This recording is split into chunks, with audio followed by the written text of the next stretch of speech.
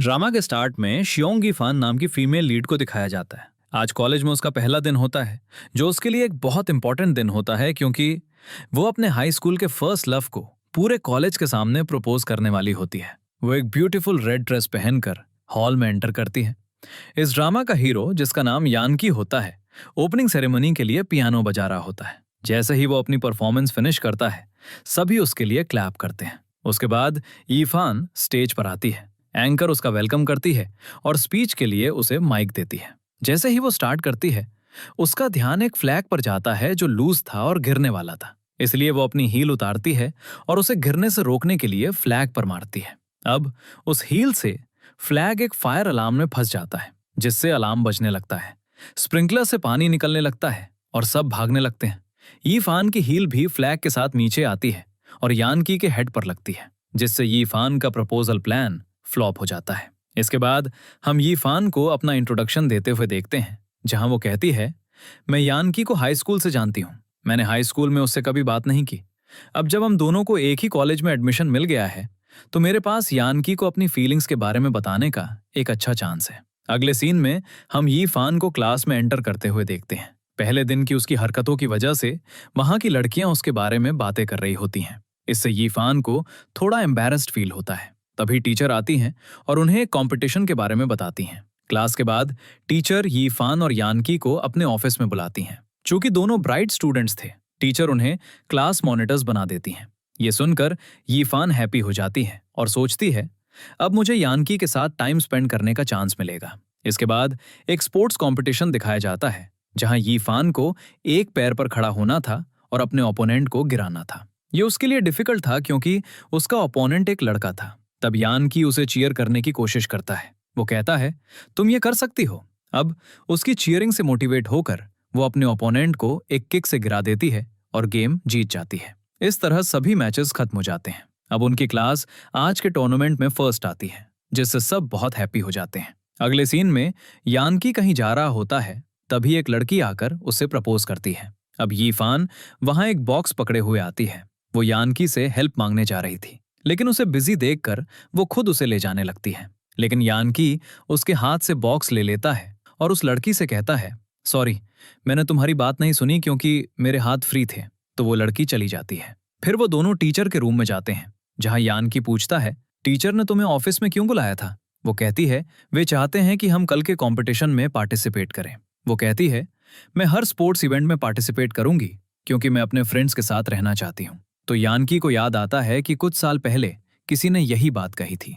अब वो जा रहा होता है जब यीफान उससे कहती है, मैं तुम्हारे साथ रहना चाहती हूँ। ये सुनकर यानकी समझ नहीं पाता, तो यीफान अपनी बात बदल देती है, मेरा मतलब है मैं तुम्हारे साथ वर्क करना चाहती हूँ क्योंकि हम दोनों मॉनिटर्स हैं। अगले दिन कंपटीशन स्टार्ट होता है, जहां यीफान यानकी के पीछे खड़ी होती है। यानकी को इम्प्रेस करने के लिए वो अपने बाल खोल लेती है, तो यानकी भी उसे अजीब तरह से देखता है। फिर गेम स्टार्ट होता है और दोनों टीम्स जोर से खींचना स्टार्ट कर देती हैं। यीफान का इंटरेस्ट यानकी में था, इसलिए गेम खेलते समय वो यानकी की एल्बो को टच करती है। जैसे ही वो उसे टच करती है, उनके ओपोनेंट्स रस्सी छोड़ देते हैं, जिससे पूरी टीम नीचे गिर जाती है। इसके बाद दूसरा गेम स्टार्ट होता है, जहां दो टीममेट्स एक पैर एक साथ बांधते हैं। जब यीफान को पता चलता है कि उसका पार्टनर यानकी है, तो वो बहुत हैप्पी हो जाती है। अब रेस स्टार्ट होने वाली थी, तो यीफान यानकी का हाथ पकड़ने की कोशिश करती है, लेकिन डर के मारे ऐसा नहीं कर पाती। इस बीच यानकी उसे कंधे से पकड़ लेता है, जिससे वो बहुत हैप्पी हो जाती है। फिर रेस स्टार्ट होती है और वो दौड़ना शुरू कर देते हैं, लेकिन बीच रास्ते में वो दोनों गिर जाते हैं। यीफान गेम हारना नहीं चाहती थी, इसलिए वो यानकी को उठाकर दौड़ना शुरू कर देती है। यानकी को समझ नहीं आता कि क्या हो रहा है, क्योंकि वो उसके कंधे पर उल्टा लटका हुआ था, जिससे उसका फेवरेट कैंडी बॉक्स, जो उसके लिए बहुत इंपॉर्टेंट था, नीचे गिर जाता है। लेकिन यानकी नोटिस नहीं करता। आखिर में यीफान रेस जीत जाती है और रेस के बाद यानकी को रियलाइज होता है कि उसका कैंडी बॉक्स मिसिंग है, तो वो उसे ढूंढने लगता है। वो यीफान को भी बताता है, मुझे मेरा कैंडी बॉक्स नहीं मिल रहा है। उसे कैंडी बॉक्स ढूंढते देख यीफान की फ्रेंड कहती है, यानकी एक कैंडी बॉक्स के लिए इतना एफर्ट क्यों कर रहा है? तो यीफान कहती है, शायद ये यानकी के लिए इंपॉर्टेंट है। फिर वो भी उसे कैंडी बॉक्स ढूंढने में हेल्प करने लगती है, लेकिन उन्हें वो कहीं नहीं मिलता। फिर वो डस्टबिन में देखती है और बॉक्स वहां मिल जाता है। दूसरी तरफ यानकी बॉक्स ढूंढ ढूंढ कर थक जाता है, उसे अपना हाई स्कूल का फ्रेंड याद आता है जिसने उसे वो कैंडी बॉक्स दिया था। यान, क्या तुमने ये डस्टबिन से उठाया है? क्योंकि डस्टबिन ही एक ऐसी जगह थी जहां मैंने नहीं देखा था। तो यी फान कहती है, चिंता मत करो, मैंने बॉक्स क्लीन कर दिया है। यान की उसे थैंक यू कहता है। यी फान उसे बताती है, मुझे भी हाई स्कूल में कैंडी खाना पसंद था, लेकिन कैविटीज की वजह से मैंने कैंडी खाना छोड़ दिया। ये सुनकर यान की उसे देखता है। तभी एक स्टूडेंट ट्रॉली लेकर आता है, लेकिन वो उसके हाथों से फिसल जाती है और ट्रॉली यान की को हिट करने वाली होती है, लेकिन यी फान उसे बचा लेती है। यी फान को देखकर यान की को अपने हाई स्कूल के फ्रेंड शाओ सॉन्ग की याद आती है। वो यी फान के पास जाता है और पूछता है, क्या तुम्हारा कोई सिबलिंग है? वो कहती है, मैं अपने घर में अकेली हूँ। अगले सीन में हम यानकी को पियानो बजाते हुए देखते हैं। यी फान वहां म्यूजिक पार्टिसिपेंट्स के साथ आती है। वो सब म्यूजिक कंपटीशन की प्रेपरेशन करने लगते हैं, लेकिन वो एक ही लेवल पर गा नहीं पा रहे होते हैं। यानकी कहता है, मैं पियानो बजाऊंगा और फिर इससे सबको एक ही लेवल पर गाने में हेल्प मिलेगी। इसके बाद यी फान अपने फ्रेंड्स के साथ लंच करने जा रही होती है जब उसे टीचर का कॉल आता है। टीचर कहती हैं, तुम्हारे म्यूजिक कंपटीशन की कॉस्ट्यूम आ गई है, तो आकर यानकी के साथ ट्राई कर लो। अब वो यानकी को कॉल करती है, लेकिन उसका फ्रेंड फोन उठाता है।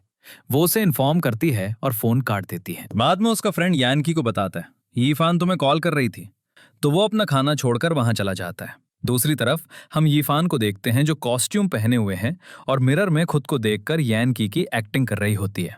यानकी भी उसे ढूंढते हुए हॉल में आता है, लेकिन उसे यी फान वहां नहीं दिखती।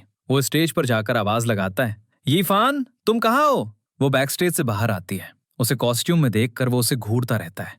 वो जल्दी से यानकी के पास आती है, लेकिन गिर जाती है क्योंकि उसके शू लेसेस खुले हुए थे। अब यानकी उसे पकड़ लेता है। यी फान को इस तरह गिरते देख उसे किसी की याद आ जाती है, तो वो कहता है, मुझे अभी कुछ काम याद आया, और चला जाता है। कॉस्ट्यूम ट्राई करने के बाद वो उन्हें रूम में रख देती है। वो देखती है कि बारिश होने वाली है, तो वो विंडो बंद कर देती है ताकि कॉस्ट्यूम्स गीली ना हो। उसके जाने के बाद कोई आकर विंडो खोल देता है, जिससे टेबल पर रखे कलर पर पानी गिर जाता है और वो कलर कपड़ों पर फैल जाता है। अगले दिन जब सब कॉस्ट्यूम्स देखते हैं तो वो यी फान पर गुस्सा हो जाते हैं, क्योंकि आखिरी बार कॉस्ट्यूम्स उसी ने रखी थी। वो कहती है, मैंने विंडो बंद कर दी थी, लेकिन कोई उस पर बिलीव नहीं करता। इसलिए वो अपनी गलती मान लेती है और सारी ड्रेसेस ले जाती है। बाद में एक लड़की कहती है, मैंने विंडो खोली थी, लेकिन मुझे नहीं पता था कि इससे कॉस्ट्यूम्स खराब हो जाएंगी। अब सब उस पर गुस्सा हो जाते हैं। तुम्हें पहले अपनी गलती मान लेनी चाहिए थी, हमने यी फान को इतना कुछ कहा। दूसरी तरफ यी फान अलग अलग लॉन्ड्री शॉप्स पर जाती है, लेकिन कोई भी उन कपड़ों को धोने के लिए तैयार नहीं होता। तभी यानकी उसके लिए आइसक्रीम लेकर आता है।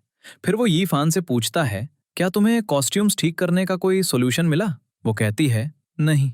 तो वो उसे खाली जगह पर ले जाता है जहां बहुत सारे कलर्स होते हैं। वो कहता है, अगर हम इन कलर्स को साफ नहीं कर सकते तो हम इन कॉस्ट्यूम्स को पूरी तरह से पेंट कर देंगे। इस बीच टीम के बाकी मेंबर्स भी आ जाते हैं और फिर सब अपनी कॉस्ट्यूम्स पहनकर एक दूसरे पर कलर्स फेंकते हैं, जिससे उनकी सारी कॉस्ट्यूम्स कलरफुल हो जाती हैं। अगले दिन उनका म्यूजिक कंपटीशन होता है, जिसमें सब बहुत अच्छा परफॉर्म करते हैं। परफॉर्मेंस के दौरान यानकी को श्याओ सॉन्ग का कॉल आता है। अगले सीन में यानकी के फ्रेंड्स उसे पास के एक जिम के बारे में बताते हैं। जब यानकी जिम का कार्ड देखता है तो वो शॉक्ड हो जाता है, क्योंकि ये श्याओ सॉन्ग के नाम पर होता है। अब उसे अपना हाई स्कूल का फ्रेंड याद आता है, जिसका नाम उसकी जैकेट के पीछे लिखा था और जो उसे हर मुश्किल से बचाता था। यानकी सोचता है, मेरे पास अपने खोए हुए फ्रेंड को ढूंढने का चांस है। अगले सीन में हम यी फान को मिंग के साथ जिम में देखते हैं। यहाँ हमें पता चलता है कि श्याओ सॉन्ग यी फान का हाई स्कूल में बेस्ट फ्रेंड था। वो इतने अच्छे फ्रेंड्स थे कि उनका हेयर कट भी एक जैसा था। उसने अपनी जैकेट भी यी फान को दी थी, जिस पर उसका नाम लिखा था। अब वो यी फान को देखकर बहुत हैप्पी होता है और वो बास्केटबॉल मैच के लिए भी साथ जाते हैं।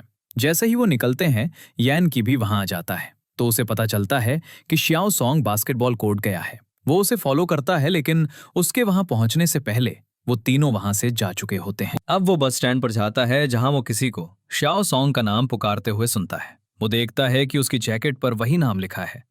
वो उसे आवाज देता है, लेकिन जैसे ही श्याओ सॉन्ग मुड़ता है, वो उसे पहचान नहीं पाता। तभी यी फान पीछे से आती है। यानकी को रियलाइज होता है कि स्कूल में जो उसकी हेल्प करती थी वो यी फान थी, क्योंकि उसका हेयर कट एक लड़के जैसा था और वो श्याओ सॉन्ग की जैकेट पहनती थी। तो उसने सोचा कि वो श्याओ सॉन्ग है। अब एक पास्ट का सीन दिखाया जाता है, जिसमें यी फान हाई स्कूल में वो टॉम बॉय की तरह रहती थी और वो श्याओ सॉन्ग और मिंग के साथ वहां एंजॉय कर रही होती है। तभी कुछ लड़के श्याओ सॉन्ग को परेशान करने आते हैं। अब वो अपनी पावर दिखाने के लिए पेड़ से फल गिराने का चैलेंज देते हैं। जब वो पंच करते हैं तो सिर्फ थोड़े से फल गिरते हैं। फिर ही फान पंच करती है और बहुत सारे फल गिर जाते हैं, जिससे उनका ग्रुप शॉक हो जाता है। उसके बाद ही फान श्याओ सॉन्ग का सामान लेने लॉकर रूम में जाती है। उसका हेयर कट लड़के जैसा था, इसलिए वो सोचते हैं कि वो भी एक लड़का है। अब कुछ लड़के वहां येन की को बुली कर रहे होते हैं, तो यी फान आकर उन लड़कों को किक मारकर नीचे गिरा देती है और येन की को वहां से ले जाती है। वो एक रूम में छिप जाती है और उन लड़कों के जाने का वेट करती है। अब उस रूम में एक पियानो रखा होता है। येन की को पियानो पसंद होता है, तो वो उसे बजाने लगता है। ये देखकर यी फान इम्प्रेस हो जाती है। वो उससे पूछती है, क्या तुम म्यूजिक स्टूडेंट हो? वो कहता है, नहीं, क्योंकि मेरे डैड को म्यूजिक में मेरा इंटरेस्ट पसंद नहीं है। वो आगे कहता है, मैं पियानो सिर्फ शो के लिए बजाता हूँ। यी फान उससे कहती है, अगर तुम घर पर पियानो नहीं बजा सकते तो तुम यहाँ आकर बजा सकते हो। मैं तुम्हें इस रूम की की दे दूंगी। येन की उसे लड़का समझकर पूछता है, तुम मेरी हेल्प क्यों कर रही हो? तो वो कहती है, हम फ्रेंड्स हैं। अगर एक फ्रेंड दूसरे फ्रेंड की हेल्प नहीं करेगा तो कौन करेगा? आगे हम येन की को यी फान की क्लास में आते हुए देखते हैं, लेकिन उसे पता चलता है कि वो प्लेग्राउंड में खेल रही है। उसे मिंग के साथ क्लोज देखकर येन की मान लेता है कि मिंग उसका बॉयफ्रेंड है। मैच के बाद यी फान येन की को कीज देती है और फिर उसके फ्रेंड्स उसे बुला लेते हैं, तो वो येन की को एक कैंडी देकर चली जाती है। प्रेजेंट में येन की कंफ्यूज्ड होता है, इसलिए वो यी फान के पास जाकर उसका असली नाम पूछता है। वो कहती है, यी फान।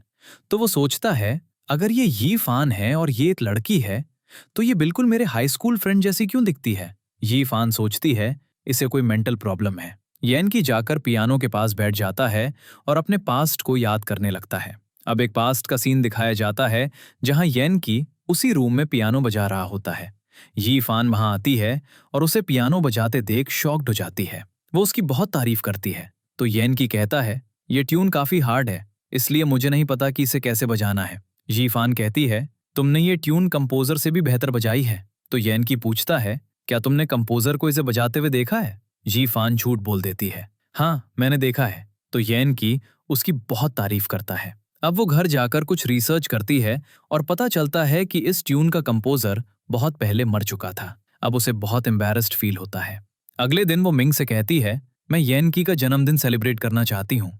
अब वो और मिंग येन की के जन्मदिन के लिए डेकोरेशन करने लगते हैं। इसके बाद हम येन की को देखते हैं, जिसके पास यी फैन के सरप्राइज का एक मैप होता है। वो वहां पहुंचने ही वाला होता है कि उसे अपने डैड का कॉल आ जाता है, तो वो उनके पास चला जाता है। यहाँ येन की को अपने डैड से डांट पड़ती है क्योंकि उसने म्यूजिक स्कूल का फॉर्म भर दिया था। इससे वो बहुत अपसेट हो जाता है। तभी उसे अपनी पॉकेट में मैप मिलता है, तो उसे यीफान की याद आती है।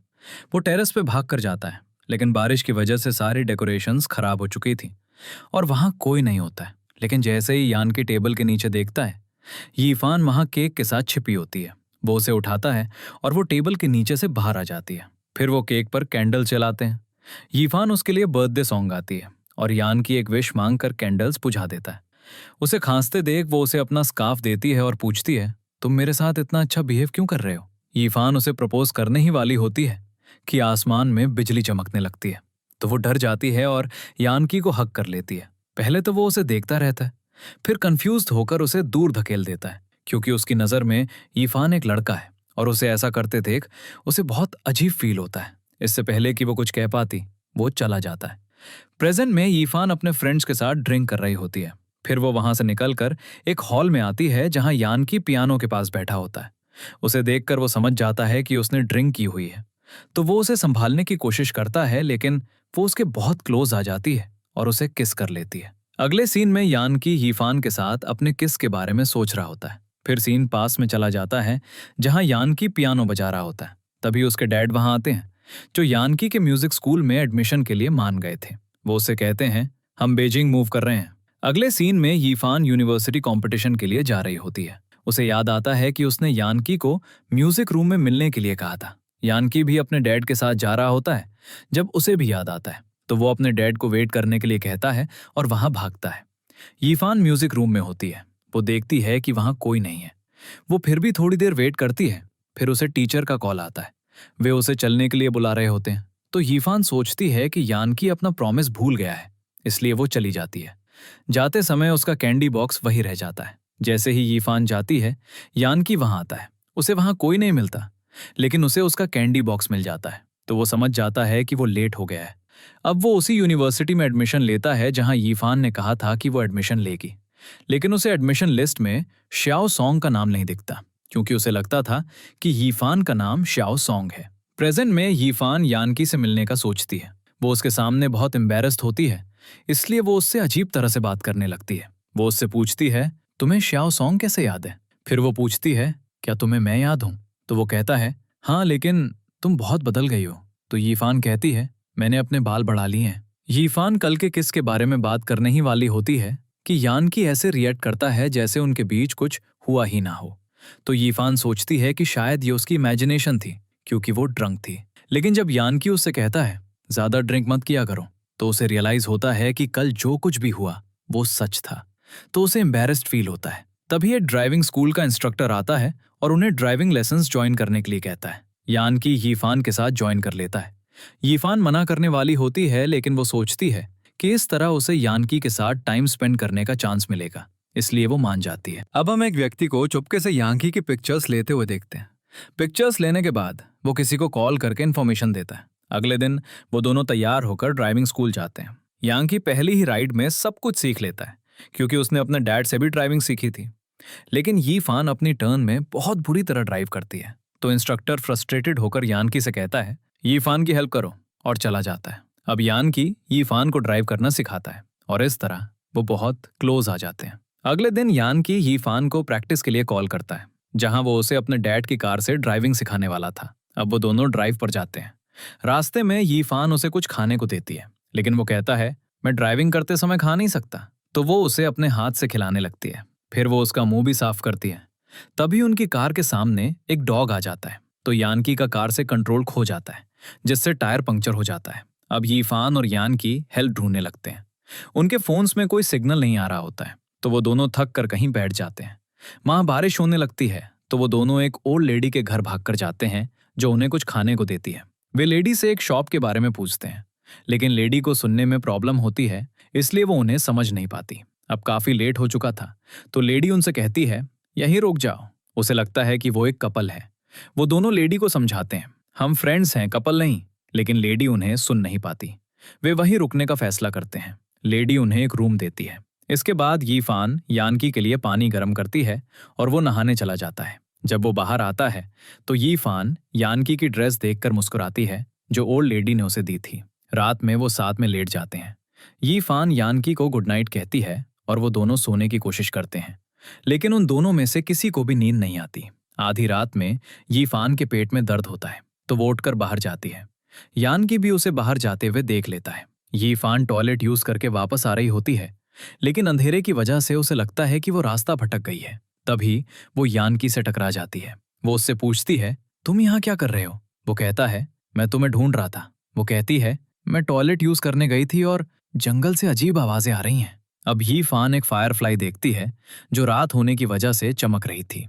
अब वो दोनों उसे फॉलो करते हुए एक अजीब जगह पर जाते हैं, जहां बहुत सारी फायरफ्लाइज होती हैं। उन्हें देखकर वो दोनों बहुत हैप्पी हो जाते हैं और यीफान उन्हें पकड़ने लगती है। वो यानकी के हेड पर एक फायरफ्लाई पकड़ने की कोशिश करती है, लेकिन वो उड़ जाती है। यीफान को ऐसे देखकर यानकी सोचता है, अब तक मेरे साथ जो कुछ भी हुआ है वो कोई कोइंसिडेंस नहीं है, हमारा जरूर कोई पर्पस होगा। अगले सीन में वो वापस आ चुके थे और यीफान को कोल्ड हो गया था। लेकिन जब उसे याद आता है कि उसकी यानकी के साथ क्लास है, तो वो मेडिसिन लेकर जाने लगती है। रास्ते में वो खुद को मिरर में देखती है। वो बीमार लग रही थी। उसने कोई मेकअप नहीं किया था, तो वो अपने बैग से लिपस्टिक निकालती है और लगाने लगती है। तभी एक लड़का उसके पास से गुजरता है और यीफान के बाल उसके बैग में फंस जाते हैं। वो अपने बालों को निकालने की बहुत कोशिश करती है, लेकिन वो बहुत उलझ जाते हैं। वो लड़का, जिसका नाम बाई यू होता है, भी उन्हें निकालने की कोशिश करने लगता है, लेकिन कुछ नहीं होता। अब वो दोनों क्लास के लिए लेट हो रहे थे, तो वो वैसे ही क्लास में चले जाते हैं। पीछे बैठकर बाई यू किसी तरह उसके बाल निकाल देता है। फिर वो चली जाती है, लेकिन वो अपना आईडी कार्ड वहीं छोड़ देती है। इस बीच यीफान की टीचर अटेंडेंस ले रही होती हैं और चूंकि यीफान प्रेजेंट नहीं होती, उसे एब्सेंट मार्क कर दिया जाता है। अटेंडेंस के बाद टीचर सबसे कहती हैं, ग्रुप्स बना लो। अब यीफान पहुंचती है तो टीचर अनॉयड होकर कहती हैं, तुम पहले दिन लेट थी। टीचर उसे ग्रुप ज्वाइन करने के लिए कहती हैं, लेकिन सभी ग्रुप्स पहले ही बन चुके थे। तो यानकी उससे कहता है, मेरा ग्रुप ज्वाइन कर लो, एक स्पॉट है। यीफान खुशी खुशी उसके पास चली जाती है। क्लास के बाद उसे रियलाइज होता है कि उसके पास उसका आईडी कार्ड नहीं है, तो वो यानकी से कहती है, क्या मैं तुम्हारा आईडी कार्ड उधार कर सकती हूँ? आईडी कार्ड के बिना मैं कैंटीन से खाना नहीं खरीद सकती। अब यानकी को रियलाइज होता है कि उसे कोल्ड है, तो वो उसे कुछ भी अनहेल्दी नहीं खाने देता और कहता है, तुम सिर्फ हेल्दी फूड खाओगी। यीफान मुंह बनाकर कहती है, मुझे ये पसंद नहीं है। अगले सीन में यीफान मिंग के साथ लाइब्रेरी में होती है और चुपके से यानकी को देख रही होती है। तो मिंग उसे धक्का देकर कहती है, जाकर उससे बात करो। अब वो दोनों बैठकर स्टडी करते हैं और यानकी उसे प्रोजेक्ट समझा रहा होता है, लेकिन यीफान बस उसे घूर रही होती है क्योंकि वो बहुत क्यूट लग रहा था। इसके बाद यानकी यीफान से कहता है, चलो एक मूवी देखने चलते हैं, ये हमारे प्रोजेक्ट से रिलेटेड है। तो वो दोनों सिनेमा हॉल जाते हैं। यीफान मूवी का टाइटल देखकर कहती है, द पियानिस्ट। मूवी स्टार्ट होती है और यीफान को अपने स्कूल के दिन याद आते हैं जब उसने यानकी को एक लड़की के साथ यही मूवी देखने जाते हुए देखा था। वो टिकट्स के लिए यानकी के पीछे लाइन में लग गई थी, लेकिन उसने द पियानिस्ट की बजाय किसी दूसरी मूवी की टिकट्स ले ली थी, इसलिए वो थिएटर नहीं जा सकी थी। प्रेजेंट में वो यानकी के साथ मूवी देख रही होती है। यानकी को भी अपने स्कूल के दिन याद आते हैं जब वो यीफान को कोई गेम प्रैक्टिस करते हुए देखता था। यीफान यानकी को देखती रहती है और उसका हाथ पकड़ने की कोशिश करती है, लेकिन फिर पीछे खींच लेती है। वो दोनों एक दूसरे को देखकर मुस्कुराते हैं। अगले सीन में हम बाईयू को देखते हैं जो यीफान का आईडी कार्ड पकड़े हुए है और उसे देखकर मुस्कुरा रहा होता है। अगले सीन में यीफान क्लास जा रही होती है, लेकिन उसकी ड्रेस किसी चीज में फंस जाती है, जिससे उसकी स्कर्ट की सिलाई खुल जाती है। दूर पर वो नोटिस करती है कि उसकी आधी स्कर्ट की सिलाई खुल गई है। वो धागे को फॉलो करने ही वाली होती है कि बाईयू वहां धागा लेकर आता है और फिर उसकी कमर को अपनी शर्ट से कवर कर देता है। इसके बाद जब वो क्लास में आती है तो यानकी उसकी कमर पर बंधी शर्ट को नोटिस करता है। क्लास के बाद बाईयू यीफान के पास आकर कहता है, तुम्हारा आईडी कार्ड। यीफान को याद आता है कि ये वही लड़का है जिससे वो टकराई थी। वो बाईयू से कहती है, थैंक यू आईडी कार्ड वापस करने के लिए। बाईयू मुस्कुराकर कहता है, मैं ये कार्ड वापस करने आया था, तो तुम्हें मुझे ठीक से थैंक यू कहना चाहिए। यीफान कंफ्यूज्ड होकर कहती है, मुझे क्या करना चाहिए? बाईयू शरारत से कहता है, मुझे लंच ऑफर करो। इसके बाद वो लंच के लिए कैंटीन में आते हैं।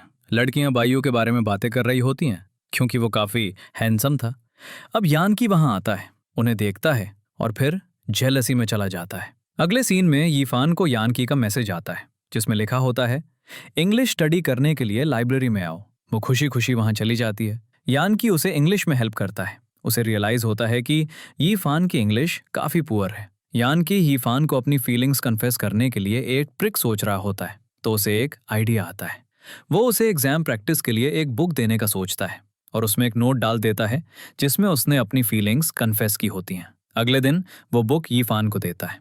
यीफान बुक पाकर बहुत हैप्पी होती है क्योंकि उसे लगता है कि यानकी ने उसके लिए बुक खरीदी है। उसकी फ्रेंड बुक देखकर कहती है, मेरे पास भी ऐसी एक बुक है, क्योंकि मॉनिटर सबके लिए ऐसी बुक्स लाया था।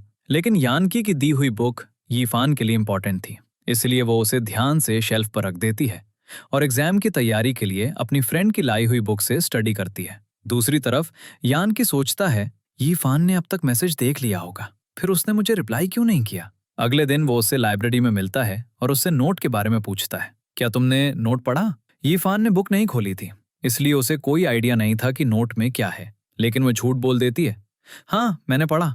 यानकी उससे पूछता है, तो तुम क्या सोचती हो जो उसमें लिखा था? यीफान सोचती है कि वो उसे टेस्ट करना चाहता है कि उसने बुक की एक्सरसाइजेस ध्यान से की हैं या नहीं। वो एक्सरसाइजेस टफ थी, तो वो कहती है, वो अच्छा नहीं था। यानकी सोचता है कि वो कन्फेशन नोट के बारे में बात कर रही है, जबकि वो बुक की एक्सरसाइजेस के बारे में बात कर रही होती है।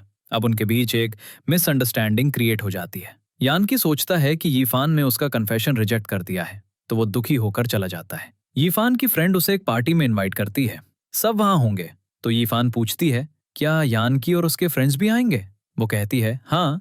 तो यीफान जाने के लिए मान जाती है। अब अगला सीन पार्टी का होता है, जहां यीफान यानकी का वेट कर रही होती है, लेकिन वो नहीं आता। यीफान उसके फ्रेंड से यानकी के बारे में पूछती है। वो कहता है, वो अपना सामान शिफ्ट करने में बिजी है। अब वो बाहर जाकर उसे मैसेज करती है, तुम रूम क्यों चेंज कर रहे हो? क्या तुम उससे नाराज हो?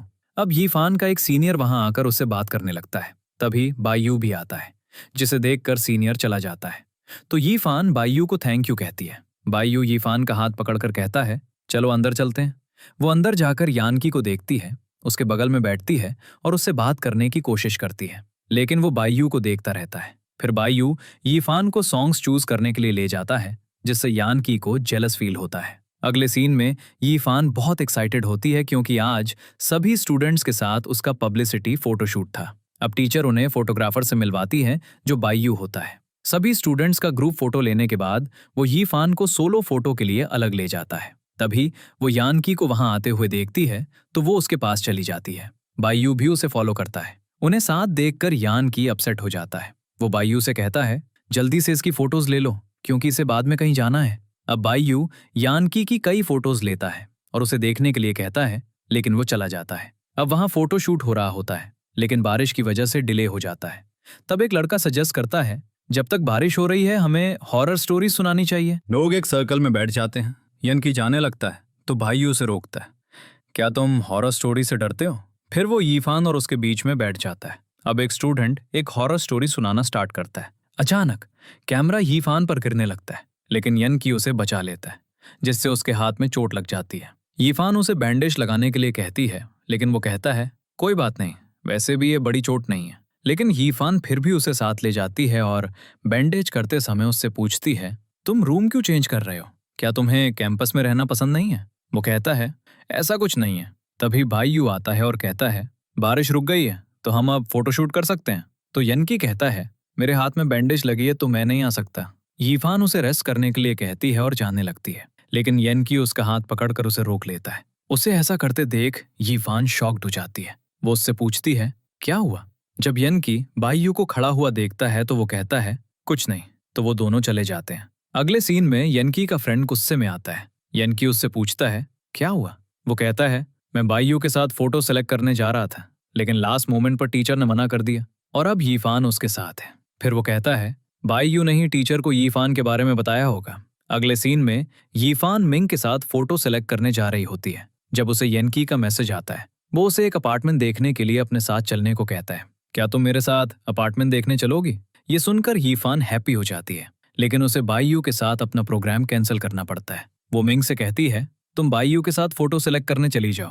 फिर वो यानकी के साथ अपार्टमेंट देखने जाती है। वे 2 अपार्टमेंट्स देखते हैं, लेकिन उन्हें वो पसंद नहीं आते। अगला अपार्टमेंट अच्छा होता है, लेकिन उसका रेंट काफी हाई होता है।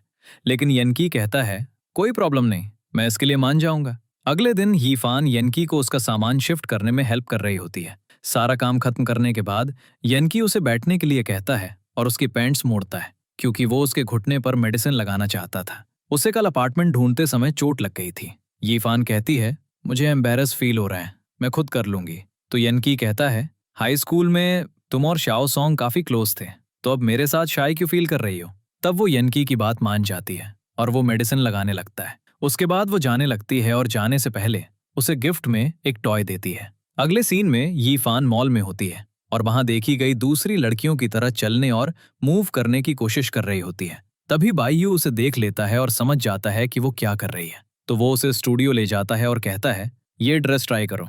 फिर वो उसकी कई ब्यूटीफुल पिक्चर्स क्लिक करता है। दूसरी तरफ यानकी अपना मोबाइल यूज कर रहा होता है जब वो यीफान की फोटोज देखता है जो किसी ने ग्रुप में पोस्ट की थी। लोग उस पर कमेंट कर रहे थे और बाईयू की फोटोग्राफी की तारीफ कर रहे थे। अगले दिन यीफान वही ड्रेस पहनकर कॉलेज आती है। सभी स्टूडेंट्स उसे ऐसे देखकर सरप्राइज हो जाते हैं। वो सीधे यानकी के पास जाती है और पूछती है, मैं कैसी लग रही हूँ? वो कहता है, मैंने तुम्हारी फोटोज देखी। फिर वो ब्लंटली कहता है, ये ड्रेस तुम पर बिल्कुल सूट नहीं कर रही। ये सुनकर यीफान सैड फील करती है और एक तरफ बैठ जाती है। अगले दिन हम यानकी को एक ऑडिशन के लिए पियानो बजाते हुए देखते हैं, लेकिन उसका मूड बहुत खराब था, इसलिए वो बहुत बुरी तरह पियानो बजा रहा था। ये सुनकर जजेस सोचते हैं कि यानकी को पियानो बजाना नहीं आता, तो वो उसे डांटते हैं और वो बाहर आ जाता है। जब सबको पता चलता है कि यानकी सेलेक्ट नहीं हुआ तो वो सब सैड फील करते हैं, क्योंकि अब वो म्यूजिक कॉम्पिटिशन में पार्टिसिपेट नहीं कर सकते थे। उसके बाद वो उस रूम में जाते हैं जहां वो म्यूजिक प्रैक्टिस करते थे, लेकिन वहां एक दूसरा बैंड आ गया था। वे उनसे पूछते हैं, तुम लोग यहाँ क्या कर रहे हो? वे कहते हैं, अब तुम लोग किसी कंपटीशन में पार्टिसिपेट नहीं कर रहे हो, तो हम यहाँ क्लासिकल की जगह रॉक म्यूजिक प्रैक्टिस करेंगे। उस ग्रुप का लीडर उनसे बदतमीजी से बात करने लगता है और फिर लड़ाई हो जाती है। ज्यादातर चोटें यानकी के ग्रुप को लगी थी। अगले सीन में यीफान को मिंग का कॉल आता है। वो उसे यानकी की लड़ाई के बारे में बताती है, तो यीफान यानकी के पास जाने लगती है। बाईयू उसे रोकता है और कहता है, मैं तुम्हें यानकी के पास अपनी बाइक पर ले जाऊंगा। तो यीफान उसके साथ बैठ जाती है। क्लिनिक पहुंचने के बाद वो देखती है कि यानकी के फ्रेंड्स को कई चोटें लगी थी। इस बीच यानकी डॉक्टर के रूम से बाहर आता है। उसे ज्यादा चोट नहीं लगी थी। वो ही फान को बाइयू के साथ देखकर गुस्सा हो जाता है और जाने लगता है। बाइयू उसे रोकता है और कहता है, ही फान तुमसे मिलने आई थी। वो कहता है, अगर वो मुझसे मिलने आई थी तो तुम यहाँ क्या कर रहे हो? उसके बाद यानकी का गुस्सा शांत करने के लिए एग टार्ट्स बनाती है और उसके लिए एक टेडी बियर में एक मैसेज रिकॉर्ड करती है। पहले तो उसे समझ नहीं आता कि क्या कहना है। फिर स्कूल में सिखाया गया एक सॉन्ग गाने लगती है। अगले सीन में यानकी देखता है कि उसके फ्रेंड्स रूम छोड़ रहे थे क्योंकि टीचर ने वो रूम रॉक ग्रुप को दे दिया था। तो यानकी घर आ जाता है। जब वो ही फान का गिफ्ट देखता है और उसका रिकॉर्डेड मैसेज सुनता है तो वो मुस्कुराने लगता है। इसके बाद ही फान को एक एनोनिमस बुके मिलता है। उसमें एक जगह पर आने के लिए लिखा होता है। वो सोचती है कि यानकी ने उसे थैंक यू कहने के लिए बुके भेजा है, तो वो बहुत हैप्पी हो जाती है। फिर वो टाइम पर उस जगह पहुंच जाती है जहां वो यानकी का वेट कर रही होती है। तभी बाइयू वहां पहुंच जाता है। वो उसे देखकर सरप्राइज हो जाती है और पूछती है, तुमने मुझे यहाँ क्यों बुलाया? वो उसे बताता है, आज मेरा बर्थडे है और मेरे साथ इसे सेलिब्रेट करने वाला कोई नहीं है। अब ही फान उसके साथ उसका बर्थडे सेलिब्रेट करने के लिए मान जाती है। पहले वो उसे हॉर्स राइड के लिए ले जाता है और फिर उसके साथ बैठता है। फिर वो दोनों एक रेस्टोरेंट में खाना खाते हैं। तब ही फान को रियलाइज होता है कि आज बाइयू का बर्थडे नहीं है। वो उससे पूछती है, तुमने मुझसे झूठ क्यों बोला? वो कहता है, क्योंकि मैं तुम्हें पसंद करता हूँ। वो कहती है, लेकिन मैं किसी और को पसंद करती हूँ। तो बाइयू पूछता है, यानकी में ऐसा क्या खास है जो तुम उसे पसंद करती हो? तो वो यानकी की तारीफ करने लगती है। अगले सीन में ही फान देखती है कि बाइयू ने सोशल मीडिया पर उसकी बर्थडे पिक्चर अपलोड कर दी है। वो बहुत शॉक्ड हो जाती है। तभी वो यानकी से मिलती है और वो फोटो छिपाने की कोशिश करती है। वे साथ बैठकर लंच करते हैं। यानकी उसे एग टार्ट के लिए थैंक यू कहता है। वो उससे पूछती है, तुमने लड़ाई क्यों की? तो वो उसे सारी डिटेल्स बताता है। ये सुनकर यी फान को बहुत गुस्सा आता है। अगले सीन में यी फान यानकी को मैसेज करके पूछती है, क्या तुम मेरे साथ म्यूजिक कॉन्सर्ट में चलोगे? वो उसी क्लास में दूसरी बेंच पर बैठा होता है। वो उसे आवाज देता है और कहता है, क्लास के बाद बाहर मिलना। ये सुनकर पूरी क्लास सरप्राइज हो जाती है। अगले सीन में वे दोनों कॉन्सर्ट देखने जाते हैं। वो शुरू में बहुत एक्साइटेड होती है, लेकिन कॉन्सर्ट सुनते सुनते सो जाती है क्योंकि वो क्लासिकल म्यूजिक था। अगले सीन में हम यी फान और यानकी को कॉन्सर्ट के बाद बाहर आते हुए देखते हैं। यानकी उसे बताता है, कॉन्सर्ट स्टार्ट होते ही तुम सो गई थी। फिर वो उसे एक क्लब में ले जाता है। वहां के म्यूजिशियंस को देखकर यानकी कहता है, वे ट्यून में नहीं गा रहे हैं। तो दूसरे लोग उस पर गुस्सा हो जाते हैं। अब वो दोनों वहां से चले जाते हैं। उसके बाद यानकी यी फान से पूछता है, अब हमें कहाँ जाना चाहिए? वो कहती है, अब हमें तुम्हारे घर चलना चाहिए। और फिर वो उसके घर आकर वीडियो गेम्स खेलने लगते हैं। थोड़ी देर बाद यानकी देखता है कि यी फान सो गई है और उसके फोन पर एक सॉन्ग बज रहा था। उसे वो म्यूजिक बहुत पसंद आता है और वो उसे सुनने लगता है। अगली सुबह यानकी अपने म्यूजिक टीचर के पास जाता है। टीचर उसे बताते हैं, मैंने जजेस को तुम्हें कंपटीशन में पार्टिसिपेट करने देने के लिए कन्विंस कर लिया है। ये सुनकर वो हैप्पी हो जाता है क्योंकि वो उनसे इसी बारे में बात करने आया था। इस बीच ही फान यानकी के रूम में उठती है। पहले तो वो कंफ्यूज हो जाती है, मैं कहाँ हूँ? फिर थोड़ी देर बाद उसे रियलाइज होता है, मैं कल रात यानकी के घर रुकी थी। यानकी ने उसके लिए ब्रेकफास्ट बनाया था। ये फान उसे खाने लगती है, लेकिन उसे टेस्ट पसंद नहीं आता। फिर भी सब खा लेती है। वो ब्रेकफास्ट खाने की वजह से उसका पेट खराब हो जाता है। कॉलेज में प्रैक्टिस करते समय वो बार बार वॉशरूम जाती रहती है। उसकी टीचर उसे बताती है, तुम्हें अगले हफ्ते के कंपटीशन की तैयारी शुरू कर देनी चाहिए। वो उनसे पूछती है, मैंने सुना था कि फ्रेशर्स पार्टिसिपेट नहीं कर सकते। टीचर कहती हैं, तुम्हें ये चांस हमारी रिकमेंडेशन की वजह से मिला है। अगले सीन में यानकी अपनी टीम को बताता है, हम फिर से पार्टिसिपेट कर सकते हैं। वे हैप्पी हो जाते हैं, लेकिन उनके पास प्रैक्टिस के लिए कोई जगह नहीं थी। अगले दिन यानकी शाओ सॉन्ग के जिम में जाता है और उससे हेल्प मांगता है। वो मान जाता है, तो यानकी की पूरी टीम अपने इंस्ट्रूमेंट्स के साथ वहां मूव हो जाती है। अगले सीन में यानकी अपनी प्रैक्टिस के बाद ग्राउंड पर ही फान से मिलने आता है। वो भी प्रैक्टिस कर रही थी। वो उसे बताती है, मैं अपने मैच को लेकर बहुत नर्वस हूँ। वो उसे बताता है, तुमने एक बार कहा था कि कंपटीशन जीतने से ज्यादा उसे एंजॉय करना इंपॉर्टेंट है। ये सुनकर यी फान को बहुत अच्छा फील होता है। फिर दोनों अपने कॉम्पिटिशन्स के लिए प्रैक्टिस करने लगते हैं। कुछ दिनों बाद यानकी के कंपटीशन का दिन होता है और उसी दिन यी फान का भी मैच था। यानकी यी फान की दी हुई कैंडी खाता है और अपनी परफॉर्मेंस स्टार्ट करता है। पहले तो सबको उनकी परफॉर्मेंस बोरिंग लगती है, लेकिन जब वो सभी इंस्ट्रूमेंट्स का अच्छे से यूज करते हैं तो सब एंजॉय करते हैं। दूसरी तरफ यी फान भी कंपटीशन में बहुत अच्छा परफॉर्म करती है और गोल्ड मेडल जीतने में कामयाब होती है। मैच के बाद वो यानकी के पास जाती है, जहां वो अकेले पियानो बजा रहा होता है। तो यी फान उसका पियानो सुनने के लिए स्टेज पर बैठ जाती है। वहां एक और लड़की होती है जो उन्हें देखकर मुस्कुराती है। इस लड़की का नाम तंग तंग था। अगले सीन में यानकी यी फान को एक पार्टी में जाने के लिए कहता है। तांगतांग यानकी के फ्रेंड्स के साथ होती है जब यानकी वहां पहुंचता है। तांगतांग यानकी के क्लोज हो जाती है तो ही फान पीछे हट जाती है क्योंकि उसने हाई स्कूल में तांगतांग को यानकी के साथ देखा था। अगले सीन में तांगतांग यानकी के फ्रेंड्स को बता रही होती है, यानकी और मैं साथ में पियानो बजाते थे। दूसरी तरफ यानकी यी फान के साथ बैठा होता है और वो एक दूसरे को देखकर मुस्कुरा रहे होते हैं। फिर जब यीफान वॉशरूम जाती है तो तांगतांग भी वहां जाती है। यीफान गलती से तांगतांग की ड्रेस पर पानी गिरा देती है तो वो कहती है, सॉरी कहने की जरूरत नहीं है, बस इसके बदले मुझे एक नई ड्रेस दिला दो। यीफान को कुछ समझ नहीं आता तो तांगतांग उसे दीवार से सटाकर थैंक यू कहती है, यानकी का ध्यान रखने के लिए थैंक यू, लेकिन अब जब मैं यहाँ हूं तो यानकी से दूर रहो क्योंकि यीफान तुम यानकी के लिए कुछ भी नहीं हो। वो ये कहकर चली जाती है जिससे यीफान शॉक्ड रह जाती है। तांग के फ्रेंड्स कहते हैं, हम तुम्हें घर ड्रॉप कर देंगे, लेकिन वो देखती है कि यानकी यीफान को घर ड्रॉप करने जा रहा है तो वो अपनी एंकल मोड़ लेती है और यानकी को उसे घर ड्रॉप करने के लिए कहती है, लेकिन यानकी मना कर देता है, मैं यीफान को घर ड्रॉप करने जा रहा हूँ। लेकिन यीफान कहती है, कोई बात नहीं, मैं खुद चली जाऊंगी। तो यानकी तांग को घर ड्रॉप करने चला जाता है। यीफान दुखी चेहरे के साथ घर जा रही होती है जब वो भाईयू से मिलती है जो उसे एक राइड के लिए कहता है। तभी मिंग भी पहुंच जाती है और भाईयू से कहती है वो तुम्हारे साथ नहीं जा सकती क्योंकि हॉस्टल का गेट बंद होने वाला है। भाईयू के जाने के बाद मिंग यीफान से पूछती है, तुम्हें क्या हुआ? वो कहती है, यानकी की चाइल्डहुड फ्रेंड आ गई है। अगले सीन में हम बाइयू को तांग के साथ देखते हैं। वो कजन्स होते हैं और उसने बाइयू को यीफान में इंटरेस्ट लेने के लिए कहा था ताकि वो यानकी में इंटरेस्ट न ले और उसका रास्ता साफ हो जाए। अगली सुबह यीफान एक एक्सपेंसिव ड्रेस पहनकर कॉलेज आती है, लेकिन वो ये देखकर शॉक्ड हो जाती है कि तांग ने भी वही ड्रेस पहनी हुई है। क्लास में दोनों यानकी की राइट और लेफ्ट साइड पर बैठती हैं। फिर यानकी का फ्रेंड यीफान की ड्रेस पर ड्रिंक गिरा देता है तो यानकी उसे पहनने के लिए अपनी शर्ट देता है और उसे अपनी ड्रेस चेंज करने के लिए कहता है। ये देखकर तांग को जेलस फील होता है। अगले सीन में यीफान तांग के साथ वॉलीबॉल खेलती है और बहुत अच्छा परफॉर्म करती है, लेकिन तांग को खेलना नहीं आता। पहले राउंड के बाद यानकी भी मैच देखने आता है तो उसे इम्प्रेस करने के लिए वो बॉल बहुत ऊंचा फेंकती है जो यानकी के हेड पर लगती है और वो फेंट हो जाता है। अब हम यीफान को हॉस्टल में देखते हैं जहां तांग उसे यानकी से मिलने नहीं देती। वो उससे कहती है, तुम्हारी वजह से वो इस कंडीशन में है, इसलिए उससे दूर रहो। यीफान उससे मिलने के लिए बॉयज टॉयलेट में जाती है। यानकी उसे वहां देखता है और पूछता है, तुम यहाँ क्या कर रही हो?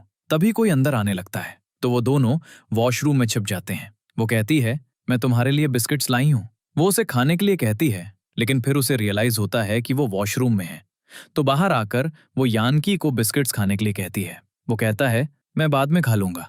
तभी टांग पहुंच जाती है और बिस्किट का पैकेट फेंक देती है और कहती है, क्या तुम्हें नहीं पता कि यानकी को पीनट से एलर्जी है? अब यीफान यानकी से सॉरी कहती है और चली जाती है। अगले सीन में हम एक क्रिसमस पार्टी देखते हैं जहां यीफान बाहर जाती है और यानकी को फोन पे किसी से बात करते हुए देखती है। फिर वो उसे बताता है कि टैंग उसे एक पार्टी में इनवाइट कर रही है जहां उन्हें एक साथ डुएट परफॉर्म करना है तो यीफान उसे जाने के लिए कह देती है। बाद में वो बहुत सैड खड़ी होती है। कोई पूछता है, तुम्हारा पार्टनर कहाँ है? तभी भाईयू आकर कहता है, मैं उसका पार्टनर हूँ। पार्टी के बाद यीफान भाईयू को थैंक यू कहती है और चली जाती है। यानकी और टैंग भी आ रहे होते हैं। टैंग की आंख में कुछ चला जाता है और यानकी उसे निकालने के लिए उसके क्लोज आता है। तभी यीफान पहुंच जाती है और उन्हें क्लोज देखकर मिसअंडरस्टैंड कर लेती है। वो सैड होकर एक क्लब में चली जाती है जहां वो बहुत ज्यादा ड्रिंक करती है। बाइयू वहां आकर उसे ड्रिंक करने से रोकता है और उसे ले जाने लगता है। तभी यीफान की फ्रेंड उन्हें देख लेती है और एक पिक्चर ले लेती है। जब मिंग को पता चलता है कि यीफान बाइयू के साथ है तो वो यानकी को बता देती है। बाइयू ड्रंक यीफान के क्लोज हो रहा होता है कि यानकी पहुंच जाता है और उसे पंच मारकर यीफान से दूर रहने के लिए कहता है। मिंग यीफान को ले जाती है। बाइयू और यानकी लड़ने लगते हैं। बाइयू कहता है, मैं कुछ गलत नहीं कर रहा था। यानकी ये कहकर चला जाता है, मैं तुम पे नजर रखूंगा। अगले दिन टैंग क्लास में यानकी को बताती है कि एक मीटिया शार होने वाला है। वो यानकी को बताती है, जो भी कपल इस मीटिया शार को एक साथ देखता है वो साथ रहता है। ये सुनकर यानकी उससे डिटेल्स पूछता है। अगले सीन में हम मिंग और शाओ सॉन्ग को एक रेस्टोरेंट में देखते हैं। वो यीफान का वेट कर रहे होते हैं। जब यीफान पहुंचती है तो शाओ सॉन्ग उसे मीटिया शार के बारे में बताता है। एक्चुअली यानकी ने शाओ सॉन्ग को यीफान को मीटिया शार देखने के लिए लाने को कहा था ताकि वो इसे एक साथ देख सकें। टैंग और यानकी एक साथ होटल पहुंचते हैं। वो हैप्पी थी कि यानकी उसके बगल वाले रूम में रहेगा, लेकिन यानकी अपर फ्लोर पर एक रूम लेता है। अब शाओ सॉन्ग भी यीफान के लिए अपर फ्लोर पर एक रूम लेता है। अगले सीन में हम उन सबको डाइनिंग एरिया में देखते हैं जहां वो बारबेक्यू कर रहे होते हैं। टैंग यानकी को खिलाने की कोशिश करती है, लेकिन यानकी बारबेक्यू स्टिक लेकर यीफान के पास चला जाता है। वो बारबेक्यू स्टिक यीफान को देता है और उसे रेस्ट करने के लिए कहता है, जबकि वो कुकिंग करने लगता है। बाद में यानकी शाओ सॉन्ग से यीफान के बारे में पूछता है और वो उसे बताता है कि वो बाहर गई है। अब वो उसे ढूंढने जाता है। दूसरी तरफ हम यीफान को बारिश से बचने के लिए एक शेड के नीचे खड़े हुए देखते हैं। अब यानकी भी वहां पहुंच जाता है। वो उसके गीले बालों को सुखाने लगता है। फिर वो क्रिसमस पार्टी छोड़ने के लिए यीफान से अपोलोजाइज करता है। वो उसे बताता है, अगर तुम्हें कभी मेरी जरूरत हो तो तुम मुझे रुकने के लिए कह सकती हो। मैं तुम्हारे लिए रुकूंगा, चाहे कुछ भी हो जाए। वो उसके बालों को भी टच करने लगता है। तभी टैंक पहुंच जाती है और उन्हें इतना क्लोज देखकर जेलस फील करती है। बारिश रुकने के बाद वो सब होटल वापस जाने लगते हैं और रास्ते में मिलते हैं। तभी आसमान से एक मीटियर शार गुजरता है और सब उसे देखते हैं। अगले सीन में यीफान अपने फ्रेंड्स को बाइयू और यानकी से मिलवाती है। बाइयू सबसे बात कर रहा होता है, जबकि यानकी यीफान को देख रहा होता है। बाइयू ड्रिंक करने के लिए बाहर जाता है और यीफान की एक फ्रेंड उसे अपनी फोटो क्लिक करने के लिए कहती है। अगले सीन में वो बाइयू के साथ उसके स्टूडियो में होती है। फोटोशूट के बाद वो बाइयू को अट्रैक्ट करने की कोशिश करने लगती है। जब बाइयू मना कर देता है तो वो यीफान की बुराई करने लगती है। उसमें ऐसा क्या खास है? फिर वो जेलसी में चली जाती है। अगले सीन में यीफान मिंग के साथ कैंटीन में बैठी होती है और सब अपने मोबाइल को देखते हुए उसके बारे में बातें कर रहे होते हैं। वो अपना मोबाइल देखती है और पाती है कि किसी ने उसकी हाई स्कूल की फोटोज अपलोड करके लिखा है कि वो ट्रांसजेंडर है। ये देखकर यीफान को बहुत गुस्सा आता है। कुछ लड़के यानकी को कहते हैं कि उसे एक ट्रांसजेंडर लड़की पसंद है। यानकी इस बात पर उनसे लड़ने लगता है। बाद में बाइयू और यानकी दोनों ये पता लगाने लगते हैं कि ये सब किसने किया है। अगले सीन में तांग यीफान के पास जाती है, लेकिन मिंग उसे मिलने नहीं देती। वो कहती है, मैं बस उसे ये बताने आई हूं कि वो छिपे नहीं बल्कि सबको एक्सप्लेन करे। अब तांग की बातें यीफान को मोटिवेट करती हैं और वो ट्रेनिंग के लिए चली जाती है। वहां भी सब उसके बारे में बातें कर रहे होते हैं।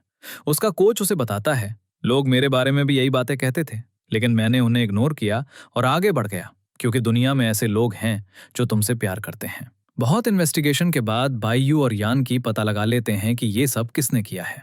फिर वो एक प्लान बनाते हैं। अगले सीन में यीफान एक रेस्टोरेंट में बैठकर ड्रिंक कर रही होती है, जब यानकी भी वहां पहुंच जाता है। फिर वो बैठकर ड्रिंक करते हैं और बातें करते हैं। यीफान कहती है, मुझे नहीं पता था कि तुम ड्रिंक कर सकते हो। वो कहता है, हाँ कभी कभी कर लेता हूँ। अगले सीन में बाइयू उस लड़की के पास एक बुके लेकर जाता है और उससे बात करके उसे डिस्ट्रैक्ट करने की कोशिश करता है। दूसरी तरफ यानकी उस लड़की के अकाउंट में लॉगिन करता है और वही ये सब पोस्ट कर रही होती है। यानकी पोस्ट करता है, थोड़ी देर में एक लाइव ब्रॉडकास्ट होने वाला है और सबको इस बारे में पता चल जाता है। अब यानकी भी वहां पहुंच जाता है और वो यीफान की फोटोज के बारे में बात करने लगते हैं, ये कहते हुए कि वो फोटोशॉप्ड है। लड़की कहती है, नहीं वो फोटोशॉप नहीं है। तो वो पूछते हैं, तुम्हें कैसे पता? वो झूठ बोलने लगती है। तब यानकी उसे बहुत सारे प्रूफ दिखाता है। यीफान भी वहां पहुंच जाती है और लड़की से पूछती है, क्या ये सब तुमने किया है? वो मना करने लगती है। तभी तांग भी पहुंच जाती है और लड़की को स्लैप मारती है। तुम्हारी वजह से यीफान और मुझे बहुत कुछ फेस करना पड़ा, क्योंकि सबने सोचा कि मैंने ये फोटोज पोस्ट की हैं। अब वो उसे प्रूफ के तौर पर कुछ रिपोर्ट्स दिखाती है और लड़की मान लेती है कि उसने ये सब जेलसी में किया है। यीफान उससे कहती है, मैंने तुम्हें एक फ्रेंड माना था, मैं एक तुमोई थी, लेकिन मैंने खुद को बदलने की बहुत कोशिश की, जो मेरे लिए डिफिकल्ट था, लेकिन मेरे फ्रेंड्स ने हमेशा मुझे सपोर्ट किया। फिर वो सबको थैंक यू कहती है ये सब करने के लिए और चली जाती है। तांग भी उसके पीछे आती है और उससे अपोलोजाइज करती है। वो उसे थैंक यू भी कहती है। अगले दिन यीफान उस लड़की के खिलाफ रिपोर्ट करती है। अगले सीन में हम यानकी को पियानो बजाते हुए देखते हैं। यीफान भी वहां पहुंच जाती है तो वो उसे पियानो सिखाने लगता है। इसके बाद हम एक पास का सीन देखते हैं जहां सभी लड़के उसे लड़का समझकर टीज करते थे, इसलिए उसने मिंग की हेल्प से खुद को एक लड़की बना लिया था। प्रेजेंट में तांग उससे कहती है, जब कोई किसी दूसरे को पसंद करता है तो इससे कोई फर्क नहीं पड़ता कि वो लड़का है या लड़की, वीक है या स्ट्रांग। ये कहकर वो वाईफान को साइड हक करता है और कहता है, अब सब ठीक है। अगले सीन में यीफान, जो शाओ सॉन्ग के साथ रह रही थी, अपने हॉस्टल जाती है, जहां कुछ रूममेट्स उससे अपोलोजाइज करती हैं। तो यीफान उन सबको माफ कर देती है और उन्हें हक करती है। अगले सीन में जब वो कॉलेज में होती है तो वो किसी से टकरा जाती है और उसका स्कार्फ गिर जाता है। वो उसे पकड़ने की कोशिश करती है, लेकिन वो उड़कर लेक में गिर जाता है। वो पानी में जाने लगती है, लेकिन भाई यू उसे रोकता है और खुद लेक में जाकर उसे स्कार्फ देता है। वो उससे पूछता है, ये स्कार्फ इतना स्पेशल क्यों है? क्या किसी स्पेशल ने तुम्हें ये दिया है? वो कुछ नहीं कहती तो भाई यू समझ जाता है कि यन की ने उसे ये दिया होगा। फिर वो उससे अपोलोजाइज करता है और ही फान भी उसे थैंक यू कहती है। अगले सीन में यन की ही फान को स्टडी करने के लिए लाइब्रेरी आने के लिए कहता है। वो आने के लिए मान जाती है। जब वो लाइब्रेरी पहुंचती है तो भाई यू भी वहां आ जाता है। उसे देखकर यन की का मूड ऑफ हो जाता है। अब वो दोनों उसे अलग अलग आइडियाज दे रहे होते हैं। ही फान उन्हें पार्टी होस्ट करते हुए देखकर कैंडी खा रही होती है। बाद में रात में वो दोनों उसे हॉस्टल ड्रॉप करने जाते हैं। बाद में बाई यू यनकी से कहता है, अब मैं ऑफिशियली ही फान को इम्प्रेस करने की कोशिश कर रहा हूं, तो तुम्हें इंटरफेयर करने की जरूरत नहीं है। यनकी उसकी बातों पर मुस्कुराता है और चला जाता है। अगले सीन में ही फान की फ्रेंड उससे पूछती है, क्या तुमने घर जाने के लिए ट्रेन टिकट बुक कर ली है? ये सुनकर ही फान शॉक्ड हो जाती है, क्योंकि वो टिकट बुक करना भूल गई थी। फिर वो जल्दी से मिंग और श्याओ सॉन्ग के साथ जाती है और पता चलता है कि सारी टिकट्स पहले ही बुक हो चुकी थी। बहुत ढूंढने के बाद उन्हें एक स्लो ट्रेन मिलती है और उसे बुक करना पड़ता है। अब यन की ही फान से पूछता है, क्या तुम्हें टिकट मिल गई? वो बहुत सैड फील करती है, क्योंकि उसे एक स्लो ट्रेन की टिकट मिली थी। यन की उससे पूछता है, क्या मैं तुम सबके साथ ट्रैवल कर सकता हूँ? ये सुनकर ही फान हैप्पी हो जाती है। अगले सीन में हम उन चारों को ट्रेन में देखते हैं, जहां श्याओ सॉन्ग और मिंग साथ होते हैं, जबकि यन की और ही फान एक तरफ बैठकर गेम्स खेलने और ऐसे ही एंजॉय कर रहे होते हैं। रात में सोते समय एक आदमी ही फान के कंधे पर अपना सिर रखने लगता है। यन की अपनी सीट ही फान की सीट से एक्सचेंज कर लेता है। अब ही फान और वो आदमी दोनों यन की के कंधे पर अपना सिर रखकर सो जाते हैं। रात में किसी आवाज की वजह से ही फान उठ जाती है और ट्रेन के डोर के पास खड़ी हो जाती है। यन की भी उसके पीछे आता है। अब वो बातें करने लगते हैं। ट्रेन में झटका लगता है और यन की ही फान के क्लोज आ जाता है। यन की का बटन ही फान के कपड़ों में फंस जाता है और वो उसे निकालने लगती है। तभी श्याओ सॉन्ग और मिंग भी पहुंच जाते हैं और वो कार्ड्स खेलने का सजेस्ट करते हैं। तो वो सब कार्ड्स खेलने लगते हैं, जहां हारने वाले के चेहरे पर टेप लगाया जाता है और इस तरह सबके चेहरे पर बहुत सारी टेप लग जाती है। इस तरह वो सनराइज भी देखते हैं। अगले सीन में हीफान मार्केट में होती है। उसके डैड ने उसे कुछ आइटम्स लाने के लिए भेजा था। वो एक लेडी को देखती है जो बहुत लवली थी, तो वो सोचती है कि शायद वो एक स्टार है। अब वो आइटम्स ले रही होती है जब लेडी आकर उसकी हेल्प मांगती है। क्या तुम मेरी हेल्प कर सकती हो? मुझे ठीक से मीट खरीदना नहीं आता। जीफान उसकी हेल्प करती है। उसने बहुत सारे आइटम्स लिए थे तो जीफान उसे घर ड्रॉप करने भी जाती है। अब लेडी हीफान को अपने घर लंच के लिए इनवाइट करती है, लेकिन हीफान मना कर देती है। अगले दिन हीफान फिर से स्टोर पर होती है और वो फिर से लेडी से मिलती है और इस बार लेडी हीफान को अपने घर के अंदर ले जाती है। हीफान उसके घर में काउच पर बैठी होती है। लेडी कुछ लेने के लिए किचन में जाती है। तभी लेडी का सन पहुंचता है, जिसने टी शर्ट नहीं पहनी होती है। जब हीफान उसे देखती है तो वो यनकी होता है। दोनों एक दूसरे को देखकर शॉक्ड हो जाते हैं। अब हीफान को रियलाइज होता है कि वो यनकी के घर पर है और जिस लेडी को वो आंट समझ रही थी वो यनकी की मॉम है।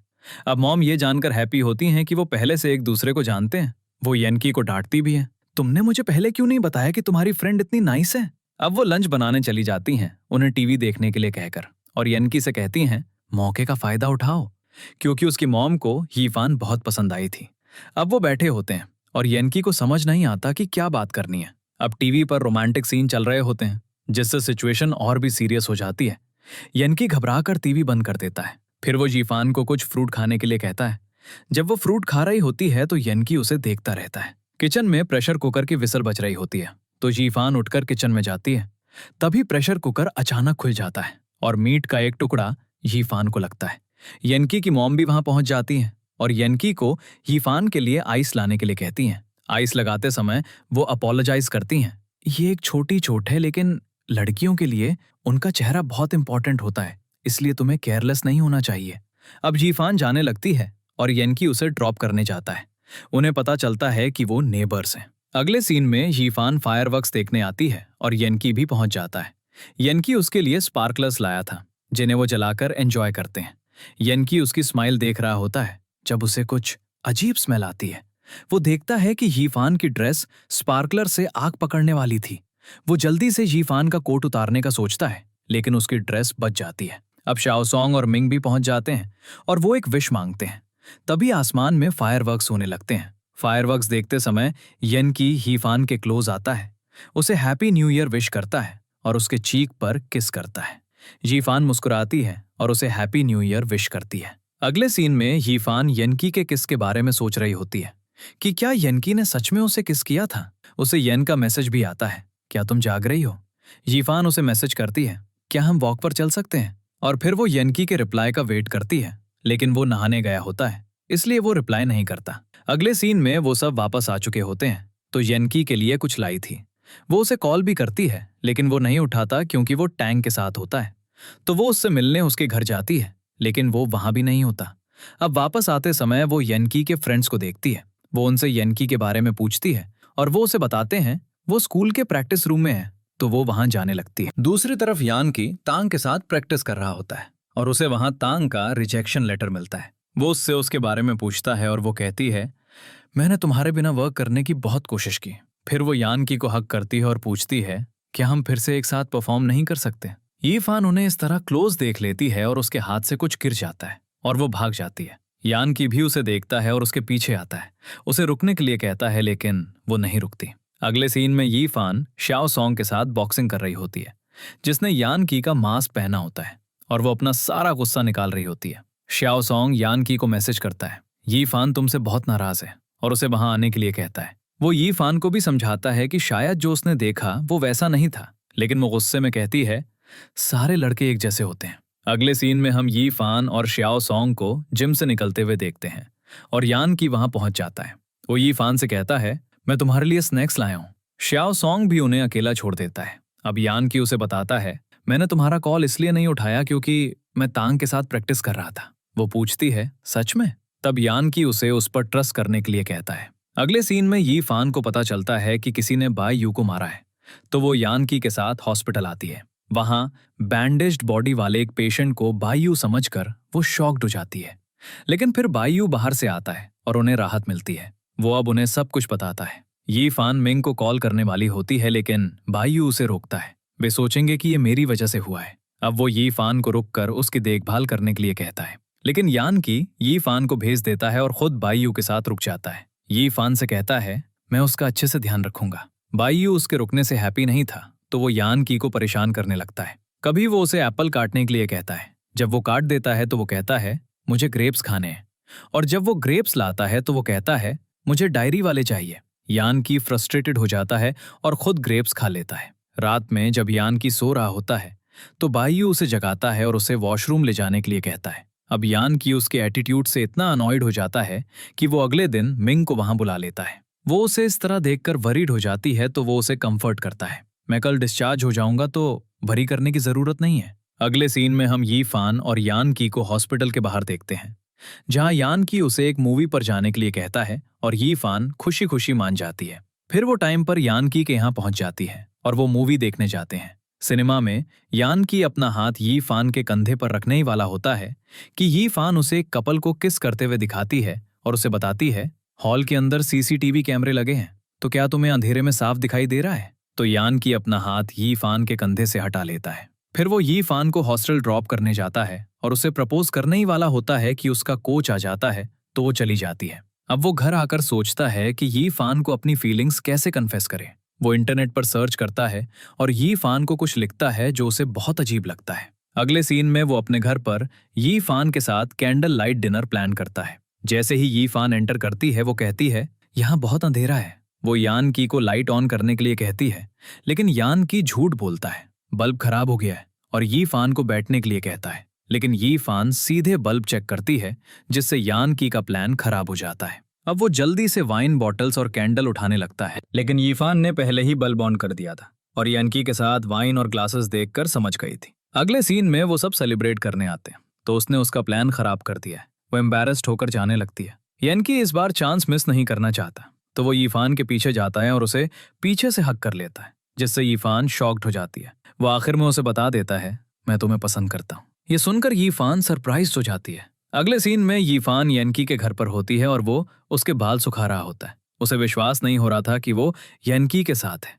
यानकी उसे बेड पर सोने के लिए कहता है और खुद सोफा पर सोने चला जाता है। यीफान, जिसे बिल्कुल नींद नहीं आ रही थी, यानकी के पास आकर बैठ जाती है। उसे रियलाइज होता है कि यानकी भी जाग रहा है। वो उससे पूछता है, तुम क्या करने वाली हो? वो कहती है, बस मुझे नींद नहीं आ रही थी। तो यानकी उसे किस करता है और कहता है, अब तुम सो जाओगी। वो कहती है, अब तो मैं बिल्कुल नहीं सोऊंगी। फिर वो एक मूवी देखने लगते हैं। यीफान का ध्यान सिर्फ यानकी पर होता है। अगले दिन वो दोनों एक साथ कॉलेज जाते हैं, जहां एक फ्रेंड पूछता है, क्या तुम दोनों कल रात से साथ थे? यीफान घबरा कर कहती है, नहीं, हम बस रास्ते में मिले थे। वो कहता है, तुम दोनों नर्वस क्यों हो? क्या तुम लोग डेट कर रहे हो? जिस पर यीफान मना करके भाग जाती है। अब क्लास में यनकी यीफान के बगल में बैठता है और उसका हाथ पकड़ लेता है। वो कहती है, कोई देख लेगा, लेकिन यनकी को कोई परवाह नहीं होती। वो यीफान को बताता है, प्रोफेसर तान ने हमें क्लास के बाद ऑफिस में बुलाया है। अब वो दोनों प्रोफेसर के पास जाते हैं, जहां वो उन्हें बताते हैं, मैं कॉलेज एनिवर्सरी के लिए कुछ स्पेशल करना चाहता हूँ। अब पेंग भी वहां पहुंच जाती है। वे क्लासिकल म्यूजिक में अच्छे थे, तो टीचर उन्हें एक क्लासिकल पीस परफॉर्म करने के लिए कहते हैं। फिर हम उन सबको रिहर्सल रूम में देखते हैं, जहां टैंग उन्हें बताती है, मैं तुम्हारे साथ परफॉर्म नहीं करूंगी क्योंकि मैं बिजी हूं। इसके बाद हम यनकी को देखते हैं, जो यीफान के क्लोज आने का कोई चांस नहीं छोड़ता। कभी वो उसका हाथ पकड़ता है और कभी उसके बाल ठीक करता है। ये देखकर मिंग कहती है, तुम्हें हम सिंगल्स का भी ख्याल रखना चाहिए। अब सब ऑडिशन के लिए जाते हैं। वहां टैंग बहुत नर्वस हो जाती है और पियानो नहीं बजाती, जिससे उनकी परफॉर्मेंस कैंसिल हो जाती है। यीफान यनकी से पूछती है, टैंग की प्रॉब्लम क्या है? वो उसे बताता है, उसे स्टेज फोबिया है। अब यीफान एक प्लान बनाती है। वो सबको बाहर बुलाती है और उन्हें बताती है, तुम लोग ऑडिशन फेल कर गए, तो अगर तुम एनिवर्सरी के दिन परफॉर्म करोगे तो कोई तुम्हारा कुछ नहीं कर सकता। एक लड़का कहता है, ये बहुत एम्बैरेसिंग होगा, लेकिन यीफान सबको ऐसा करने के लिए कन्विंस कर लेती है। वे रॉक ग्रुप को भी अपने साथ शामिल कर लेते हैं। उन्हें परफॉर्मेंस के लिए कुछ मनी की जरूरत थी, तो वो अपने इंस्ट्रूमेंट्स के साथ स्ट्रीट पर परफॉर्म करते हैं और इस तरह उनके शो को पब्लिसिटी मिल जाती है। अगले दिन यीफान तांग को अपने साथ आने के लिए कहती है, लेकिन वो मना कर देती है, मुझे स्टेज फोबिया है। अब उन्होंने बहुत सारे मनी कलेक्ट कर लिए थे। रात में यीफान स्टेज फोबिया पर रिसर्च करती है और पता चलता है कि दूसरों के सामने परफॉर्म करने से ये ठीक हो सकता है। फिर यानकी की हेल्प से वो तांग को हॉल में बुलाती है और उससे बात करती है, तुम एक कावर्ड हो, क्योंकि तुम यानकी के बिना कुछ नहीं कर सकती। अगर तुम वैसी नहीं हो तो तुम्हें स्टेज पर परफॉर्म करना होगा और यानकी को दिखाना होगा। तांग को रियलाइज होता है कि वो ये सब उसका डर ठीक करने के लिए कर रहे हैं। वो कहती है, इससे कोई हेल्प नहीं होगी। तभी उनके ग्रुप के बाकी लोग भी पहुंच जाते हैं और तांग को कन्विंस करते हैं। अगले सीन में एनिवर्सरी दिखाई जाती है, जहां बहुत सारे गेस्ट आए होते हैं। वे परफॉर्म करना स्टार्ट करते हैं और जजेस कहते हैं, उनकी टीम तो आउट हो गई थी, तो वो यहाँ क्या कर रहे हैं? लेकिन प्रोफेसर सिचुएशन को संभाल लेते हैं। एक परफॉर्मेंस से क्या होगा? अब वो परफॉर्म करना स्टार्ट करते हैं। यीफान तांग को चीयर करने के लिए एक टेडी ड्रेस पहनती है। अब वो बहुत अच्छा परफॉर्म करती है और उनकी परफॉर्मेंस बहुत पसंद की जाती है। और जब यीफान स्टेज पर आती है तो यान की सबके सामने उसे किस करता है, जिससे सबको ये क्लियर हो जाता है कि वो एक रिलेशनशिप में है, जहां तांग और यीफान फ्रेंड्स बन जाते हैं। बाई यू यानकी से कहता है, यीफान को बता देना कि अगर तुम उसे परेशान करो तो वो मेरे पास आ सकती है। यानकी कहता है, ऐसा कभी नहीं होगा। तो वो दोनों मजाक करने लगते हैं। अगले सीन में यीफान यानकी के साथ कैंपस में घूम रही होती है। सबकी नजरें उन पर थी। किसी को विश्वास नहीं हो रहा था कि वो एक रिलेशनशिप में हो सकते हैं। यहाँ तक कि यीफान को भी विश्वास नहीं हो रहा था। अगले सीन में जब वो लाइब्रेरी में होते हैं तो यानकी नोटिस करता है कि यीफान स्टडी करते करते सो गई है। तो वो एक मार्कर निकालता है और मुस्कुराने लगता है। वॉशरूम में लड़कियां यीफान के बारे में बातें कर रही होती हैं। उसने जरूर यानकी पर कोई जादू किया होगा, तभी वो उससे प्यार करने लगा। अब यीफान वहां आती है और उसे देखकर लड़कियां डर जाती हैं और चली जाती हैं, क्योंकि यानकी ने सोते समय उसके चेहरे पर लाइंस बना दी थी। अब वो खुद को मिरर में देखती है और यानकी पर बहुत गुस्सा हो जाती है। वो बाहर जाती है और एक लड़की को यानकी के साथ फ्रेंडली होने की कोशिश करते हुए देखती है। ये देखकर यीफान को और भी गुस्सा आता है और वो गुस्से में अपनी बुक्स लेकर चली जाती है। अगले सीन में हम यानकी को यीफान के लिए खाना लाते हुए देखते हैं। यानकी को ऐसे देखकर यीफान बहुत हैप्पी हो जाती है और उसके टीम फेलोज भी यानकी की बहुत तारीफ करते हैं। तो यानकी भी सबके सामने यीफान की तारीफ करता है, जिससे वो ब्लश करने लगती है और उसे हक कर लेती है। अगले सीन में हम यीफान को प्रैक्टिस करते हुए देखते हैं। कोच उसे ज्यादा प्रैक्टिस न करने के लिए कहते हैं, तुम्हें चोट लग सकती है, लेकिन वो नहीं सुनती और जेवलिन फेंकने लगती है। तब उसके हाथ में क्रैम्प आ जाता है। वो कोच के साथ डॉक्टर के पास जाती है और वो उसे बताते हैं, अब तुम्हें ये गेम छोड़ना होगा, क्योंकि अगर तुम फिर से जेवलिन फेंकोगी तो तुम्हारा हाथ और भी इंजर्ड हो सकता है। अगले सीन में हम यानकी को देखते हैं, जिसे क्लासिकल म्यूजिक में अच्छी परफॉर्मेंस की वजह से एक अब्रॉड यूनिवर्सिटी में एडमिशन का ऑफर मिला था, लेकिन वो यीफान की वजह से नहीं जाना चाहता था। अब वो लेटर एक तरफ रख देता है और यीफान को बेस्ट ऑफ लक का मैसेज भेजता है। दूसरी तरफ यीफान बहुत सैड थी और यानकी का मैसेज देखकर वो और भी सैड हो जाती है। अब कंपटीशन का दिन आता है, जहां यीफान के फ्रेंड्स और यानकी उसे चीयर करने आते हैं। उसका कोच उसे फिर से सोचने के लिए कहता है, लेकिन यी फान ने पहले ही डिसाइड कर लिया था। अपनी टर्न से पहले यान की उसे मोटिवेट करने के लिए हक करता है। फिर यी फान की टर्न आती है। जैसे ही वो जेवलिन फेंकती है, वो बहुत दूर जाता है, लेकिन यी फान फेंट होकर गिर जाती है। उसके फ्रेंड्स और यानकी उसके पास आते हैं। अगले सीन में जब यी फान अपनी आंखें खोलती है तो वो यानकी को अपने बगल में बैठा हुआ देखती है। वो उससे कहती है, घर जाकर रेस्ट करो क्योंकि तुम पूरी रात मेरे साथ थे। वो कहता है, नहीं, मैं तुम्हारे साथ रहूंगा। लेकिन यी फान के बहुत इंसिस्ट करने पर वो उसके फोरहेड पर किस करता है और चला जाता है। अगले सीन में मिंग और स्याओ सॉम उसके पास आते हैं और वो उन्हें बताती है, चोट की वजह से मैं फिर कभी जैवलिन नहीं फेंक पाऊंगी। और वो इस वजह से बहुत सैड हो जाती है तो मिंग उसे हक करके कंसोल करती है। दूसरी तरफ जब यानकी घर जाता है तो उसके डैड वहां होते हैं। वो उससे अब्रॉड जाने के बारे में बात करने लगते हैं, लेकिन यानकी कहता है, मैं यी फान को इस तरह छोड़कर नहीं जाना चाहता। तो वो अपने डैड को मना कर देता है, मैं अब्रॉड नहीं जाऊंगा। उसके डैड इस बात पर गुस्सा हो जाते हैं। मॉम उसे शांत होने के लिए कहती हैं और यानकी को कुछ सामान लाने के लिए बाहर भेज देती हैं। अगले सीन में यी फान यानकी के घर जाती है, जहां वो घर पर नहीं होता। तो उसकी मॉम उसे अंदर इनवाइट करती हैं। यी फान वहां एक लेटर देखती है जिसमें यानकी के अब्रॉड यूनिवर्सिटी में एडमिशन का जिक्र होता है। अब यी फान सोचती है कि यानकी उसकी वजह से उस यूनिवर्सिटी में एडमिशन नहीं ले रहा है, तो वो चली जाती है। जब यानकी घर आता है तो मॉम उसे बताती हैं, यी फान अचानक चली गई। तो यानकी समझ जाता है कि उसने लेटर पढ़ लिया है।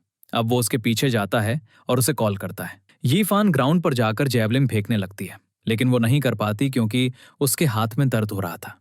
अब वो जाने लगती है और यानकी बाहर खड़ा होता है। वो उससे उसके हाथ के बारे में पूछता है, तुम्हारे हाथ को क्या हुआ? वो कहती है, कुछ नहीं हुआ, ये जल्दी ठीक हो जाएगा। वो कहता है, क्या तुम कल मेरे साथ डेट पर चलोगी? अगले दिन जब यानकी यी फान का वेट कर रहा होता है तो कोच पास से गुजरते हैं और यानकी को यी फान के बारे में बता देते हैं। उसके जाने के बाद यानकी ऐसे एक्ट करता है जैसे उसे कुछ नहीं पता। अब वो दोनों घूमते हैं और एंजॉय करते हैं। डेट खत्म होने के बाद यानकी उससे पूछता है, क्या तुम रात मेरे साथ गुजारोगी? वो कहती है, मेरे पेरेंट्स यहाँ हैं तो मैं नहीं रुक सकती। यानकी उसे बताता है, मेरे पेरेंट्स एक होटल में रुके हैं तो घर पर कोई नहीं है। अब वो घर पर होते हैं जहाँ यानकी उसके लिए पानी लेने जाता है। वो यानकी के लिए उसके टेडी में एक मैसेज रिकॉर्ड करती है और चली जाती है। यानकी भी उसके पीछे जाता है लेकिन वो उसे नहीं देख पाता। अगले दिन वो उसके हॉस्टल आता है और मिंग उसे बताती है, उसने अपना रूम खाली कर दिया है और चली गई है। फिर वो सब उसे ढूंढते हैं लेकिन वो उन्हें कहीं नहीं मिलती। जब बाई यू को पता चलता है तो वो यानकी से लड़ने लगता है, तुम उसका ध्यान नहीं रख सके, अगर उसे कुछ हो गया तो मैं तुम्हें नहीं छोड़ूंगा। बाई यू उसके लिए बहुत वरीड होता है तो मिंग उसे शांत करने की कोशिश करती है। वो कहता है, वो तुम्हारी बेस्ट फ्रेंड है तो तुम उसके लिए वरीड क्यों नहीं हो? मिंग गुस्से में कहती है, यी फान बहुत स्ट्रांग है, मैं उसे कई सालों से जानती हूँ, वो जरूर कुछ टाइम अकेले बिताने गई होगी, जब वो बेटर फील करेगी तो वापस आ जाएगी। दूसरी तरफ यानकी टीचर को अब्रॉड जाने से मना कर देता है। जब उसके डैड को पता चलता है तो वो बहुत गुस्सा हो जाते हैं। यानकी कहता है, मैं म्यूजिक नहीं छोड़ रहा हूँ, बस मैं अभी अब्रॉड नहीं जा सकता। अब उसके डैड उठकर चले जाते हैं लेकिन उसकी मॉम उसे सपोर्ट करती हैं।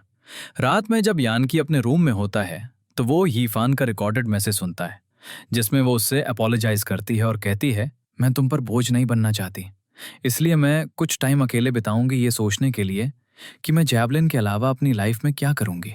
अगले सीन में हम यी फान को देखते हैं जो अपने डैड के पास चली गई थी। वो एक जॉब के लिए ट्राई करती है और इंग्लिश सीखती है। इसके साथ ही वो अपने डैड की बेकरी में भी हेल्प करती है जहां वो बहुत सी चीजें बनाना सीखती है। एक दिन जब वो एक केक बना रही होती है तो यानकी वहां पहुंच जाता है और उसे हक कर लेता है। वो उससे पूछता है, तुमने ऐसा क्यों किया? वो उसे बताती है, अब मैं जैवलिन नहीं खेल सकती, इसलिए मैं अपने डैड का बेकरी का काम सीख रही हूँ और इंग्लिश भी सीख रही हूँ ताकि मैं तुम्हारे साथ सेटल हो सकूं।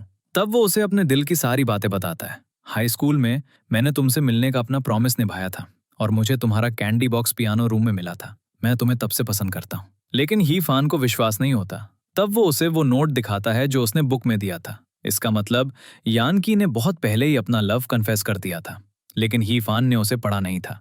तब यानकी उसे किस करता है और वो एक दूसरे को किस करने लगते हैं। अगले सीन में ही फान को पीरियड आते हैं तो यानकी उसके घर पर रुकता है और उसकी देखभाल करता है क्योंकि उसके डैड कुछ दिनों के लिए कहीं गए हुए थे। अगले सीन में हम ही फान को यानकी को अपने हाथ से बनाए पैनकेक्स खिलाते हुए देखते हैं। यानकी को वो बहुत पसंद आते हैं। उसके बाद वो बाहर जाते हैं जहां ही फान उससे पूछती है, मुझे फ्यूचर में क्या करना चाहिए? वो कहता है, तुम जो भी करोगी मैं हमेशा तुम्हें सपोर्ट करूंगा और उसे प्रॉमिस करवाता है बिना मुझे गुड बाय कहे कहीं मत जाना। वो कहती है, मैंने टेडी में एक मैसेज रिकॉर्ड किया था। यानकी कहता है, उस टेडी में मैसेज की एक लिमिट होती है, तो मैसेज सिर्फ आधा ही रिकॉर्ड हुआ था और सब तुम्हारे लिए बहुत वरीड थे। वो पूछता है, तुम्हारा फोन ऑफ क्यों था? वो कहती है, मैंने कोच से बचने के लिए अपना फोन ऑफ कर दिया था। वो यानकी से ये सब करने के लिए अपोलोजाइज करती है। अब वो फिर से घर वापस आ जाते हैं। अगले सीन में यानकी हीफान को बेकरी स्कूल ड्रॉप करता है। वो उसे बताता है, आज मेरा बर्थडे है तो घर जल्दी आना। अगले सीन में हम देखते हैं कि जब हीफान वर्क कर रही होती है तो उसकी टीममेट एक केक का पीस लाती है और कहती है, कस्टमर्स कह रहे हैं कि ये सही नहीं है। तो वो उसे चेक करती है और केक ठीक होता है और उसे देखकर हीफान बहुत हैप्पी होती है। वो उससे उसके स्टेज फोबिया के बारे में पूछती है और वो कहती है, अब मुझे स्टेज से डर नहीं लगता। अब टैंग उसे एक बर्थडे गिफ्ट देती है जो एक पेंडेंट होता है। यीफान उसे अपने साथ बर्थडे पार्टी में आने के लिए कहती है। तब हम सबको पार्टी सेलिब्रेट करते हुए देखते हैं। पार्टी के बाद यानकी हीफान को घर लाता है जहां उसने डेकोरेट किया हुआ था। वे गेम्स खेलते हैं और बहुत एंजॉय करते हैं। अब वो एक दूसरे के ऊपर गिर जाते हैं। यानकी को इतना क्लोज देखकर हीफान नर्वस हो जाती है और जाने लगती है। मुझे जाना है, हॉस्टल का गेट बंद हो जाएगा। लेकिन वो बाहर सोचती है कि उसे जाना चाहिए या नहीं। यानकी बाहर आकर पूछता है, तुम अभी तक गई नहीं? तब वो हीफान को किस करता है और उसे जाने से रोक लेता है और वो रोमांस करने लगते हैं। अगले सीन में हम यानकी और हीफान को देखते हैं जो एक साथ बहुत हैप्पी थे। अब वो यानकी के अपार्टमेंट में रहने का डिसाइड करती है जहां वो एक साथ कुक करते, खाते और स्टडी करते हैं। सब कुछ ठीक चल रहा था जब तक एक दिन हीफान के डैड वहां पहुंच जाते हैं। उन्हें कीहोल से देखकर ईफान डर जाती है और उनसे बचने के लिए वॉशरूम में छिप जाती है। यान की डोर खोलता है और ईफान के डैड से बात करता है। तो उसके डैड पूछते हैं, वो अपने हॉस्टल में नहीं है? उसके फ्रेंड्स ने कहा कि वो तुम्हारे साथ हो सकती है। वो कहता है, वो मेरे साथ थी लेकिन थोड़ी देर पहले ही चली रही। अब डैड जाने लगते हैं और तभी ईफान वॉशरूम से बाहर आती है। लेकिन डैड भी वहां आ जाते हैं और उन दोनों को पकड़ लेते हैं और ईफान पर गुस्सा हो जाते हैं क्योंकि उसने उन्हें यानकी के बारे में नहीं बताया था। तो ईफान शांति से बात करने के लिए कहती है। अब वो यानकी से उसके पेरेंट्स के बारे में पूछते हैं क्योंकि उन्होंने पहले ही डिसाइड कर लिया था कि एक दूसरे के पेरेंट्स को क्या जवाब देना है। तो यानकी को उन्हें जवाब देने में कोई प्रॉब्लम नहीं होती। प्लान के मुताबिक वो उनसे झूठ बोलता है, मैं एक आर्ट स्टूडेंट हूँ, क्योंकि उसे लगता है कि अगर वो उन्हें बताएगा कि वो एक म्यूजिक स्टूडेंट है तो उन्हें यह पसंद नहीं आएगा। डैड उससे पूछते हैं, क्या तुम्हें कुक करना आता है? तो यानकी हाँ कहता है और फिर डैड को इम्प्रेस करने के लिए वो बहुत सारा खाना बनाता है। लेकिन जब डैड उसे ट्राई करते हैं तो वो बहुत स्पाइसी होता है जिससे उनकी तबीयत खराब हो जाती है। अब वो यानकी को टेस्ट करने लगते हैं ये देखने के लिए कि क्या वो उनकी डॉटर के लायक है और उन्हें यह भी पता चल जाता है कि वो एक म्यूजिक स्टूडेंट है। एक दिन पहले यानकी और ईफान उन्हें डिनर पर बाहर ले गए थे जहां उन्होंने यानकी से पूछा था, फ्यूचर के लिए तुम्हारे क्या प्लान्स हैं? उनकी नज़र में आर्ट और म्यूजिक सिर्फ एंजॉयमेंट के लिए होते हैं, वो प्रॉपर अर्निंग नहीं देते। अब ईफान कहती है, पियानो बजाना मेरा ड्रीम है, मैं इसे नहीं छोड़ सकती।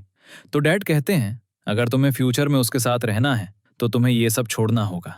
यानकी उनकी बात से अग्री करता है लेकिन ईफान अपने डैड से कहती है, ऐसा कभी नहीं होगा, और फिर वो आर्ग्यू करने लगते हैं। ईफान उठकर चली जाती है।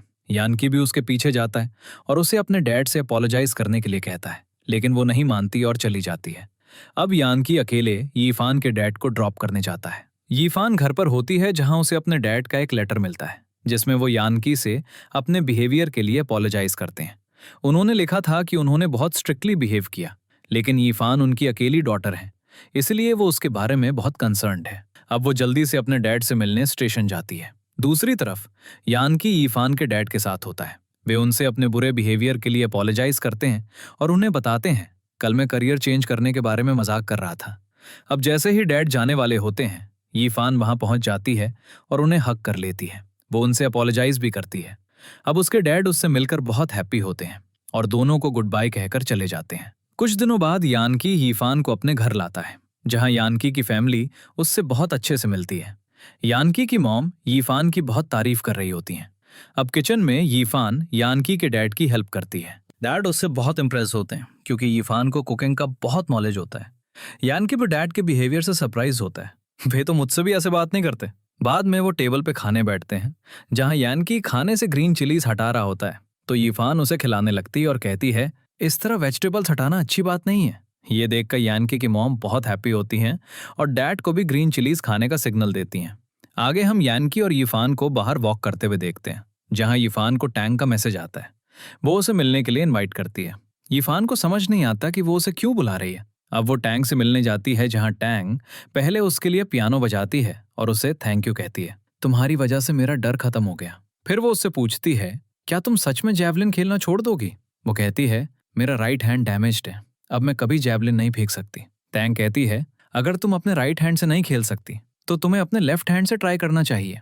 यीफान कहती है, मैं लेफ्टी नहीं हूँ, तो अपने लेफ्ट हैंड से जैवलिन फेंकना थोड़ा और डिफिकल्ट होगा। टैंग कहती है, मुझे भी लगता था कि मैं यानकी के बिना परफॉर्म नहीं कर सकती, लेकिन यीफान ने मुझे गलत साबित कर दिया। तो वो यीफान को अपने लेफ्ट हैंड से जैवलिन खेलने के लिए मोटिवेट करती है।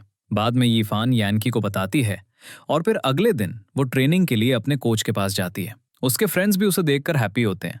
अब वो अपने लेफ्ट हैंड से जैवलिन खेलना स्टार्ट कर देती है और बहुत सारा टाइम बीत जाता है।